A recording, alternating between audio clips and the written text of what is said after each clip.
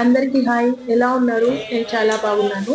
ఈరోజు మీకు అనపగింజలు కూరాకుతో మీకు ఒక రెసిపీ చూపిస్తున్నాను. చూడండి, ఈ వీడియోని స్కిప్ చేయకుండా ఫుల్గా చూడండి.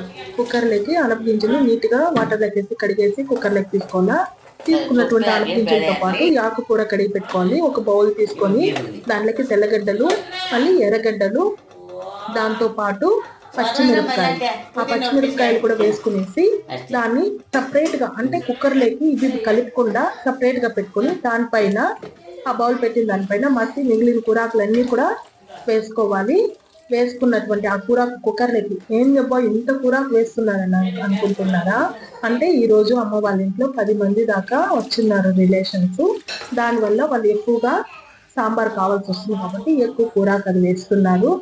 దీంతో ముఖ్యంగా ఏమంటే చక్రవర్తి కూరకు అనప గింజలతో చాలా చాలా బాగుంటుందంట సాంబారు. నేను తిన్నాను, చాలా బాగుందండి. మీరు కూడా ట్రై చేయండి. అదే విధంగా నా వీడియోకి మీరు ప్లీజ్ అండి లైక్ చేయండి, మళ్ళీ సబ్స్క్రైబ్ కానీ చేసుకోండి నా ఛానల్ని, నాకు సపోర్ట్ చేయండి.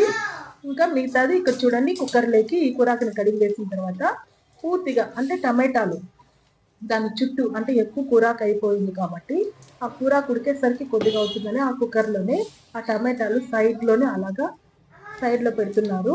ఆ పెట్టినటువంటి ఆ టమాటాలు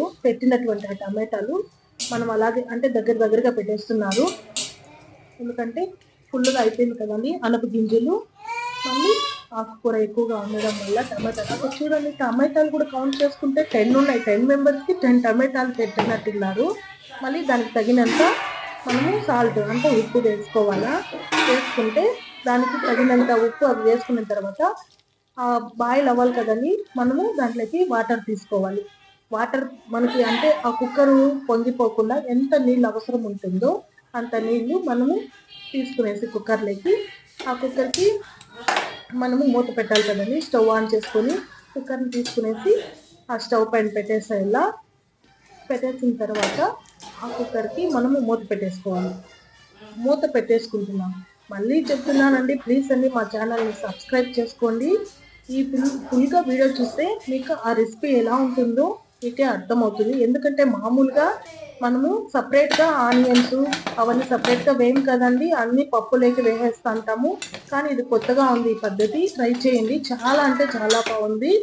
ఇలాగా కుక్కర్ పెట్టేసి ఈ కుక్కర్ విజిల్ 2 విజిల్ వచ్చేంత వరకు మనము కుక్కర్ని అంటే ఆ పప్పు ఆకుకూరని ఉడికించుకోవాలి. 2 విజిల్ వచ్చేసిన తర్వాత మనం ఎలా చేయాలి అనేది నెక్స్ట్ చెప్తున్నాను. అక్కడ పక్కనే చూడండి, ఆ పప్పు ఆ కూర ఆకుకూరకి ముద్ద చేస్తున్నాము. ఎందుకంటే అన్నం కంటే ఈ ఆకుకూర తినడానికి ముద్దలోనే చాలా బాగుంటుందండి. అందుకే రాగి పిండితో ముద్ద చేస్తున్నాము. ఇలాగ 2 విజిల్లు వచ్చేసిన తర్వాత ఆ కుక్కర్ మూత తీసేస్తే చూడండి, టమాటాలు ఆకుకూర ఎంత బాగా చక్కగా ఉడికిపోయిందో. దానిని తీసేసుకోవాలా, టమాటాలు అన్నీ సపరేట్ చేసుకోవాలా. మళ్ళీ వచ్చి అక్కడ బౌల్ పెట్టాం కదండి, ఎర్రగడ్డలు, తెల్లగడ్డలు, పచ్చిమిరపకాయలు అవన్నీ సపరేట్గా ఉడికించుకున్నాం కదా, వాటిని అన్నిటిని కూడా తీసుకొని ఒక ప్లేట్లోకి మనం అంటే అది ఆరాలి కదండి, అది ఆరపెట్టేసుకొని కొద్దిగా ఆకుకూర కొద్దిగా అవి తీసుకొని మిక్సీకి వేసుకోవాలి.